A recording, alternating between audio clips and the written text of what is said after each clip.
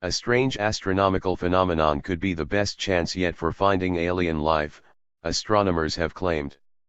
They say globular star clusters on the outskirts of the Milky Way might be the first place we find intelligent life.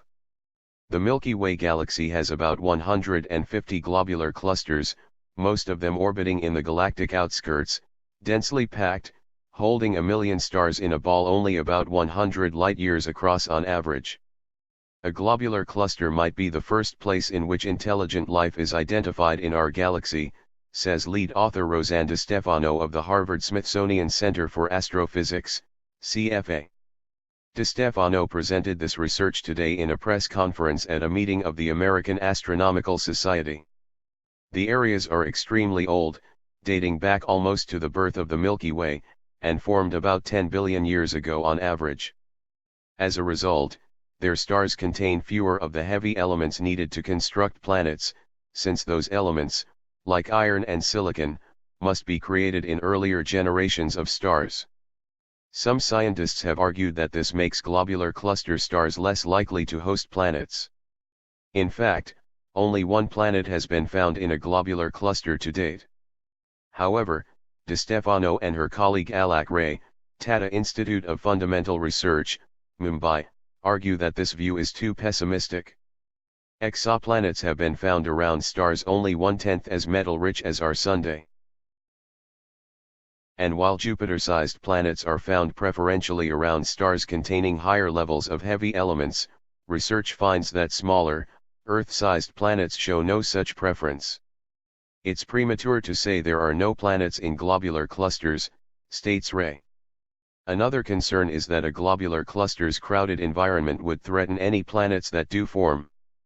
A neighboring star could wander too close and gravitationally disrupt a planetary system, flinging worlds into icy interstellar space. However, a star's habitable zone, the distance at which a planet would be warm enough for liquid water, varies depending on the star. While brighter stars have more distant habitable zones, planets orbiting dimmer stars would have to huddle much closer. Brighter stars also live shorter lives, and since globular clusters are old, those stars have died out. The predominant stars in globular clusters are faint, long-lived red dwarfs. Any potentially habitable planets they host would orbit nearby and be relatively safe from stellar interactions. Once planets form, they can survive for long periods of time, even longer than the current age of the universe, explains DiStefano. This, the researchers say, would mean life would have ample time to become increasingly complex, and even potentially develop intelligence. Such a civilization would enjoy a very different environment than our own, they say. The nearest star to our solar system is 4 light-years, or 24 trillion miles, away. In contrast, the nearest star within a globular cluster could be about 20 times closer, just 1 trillion miles away.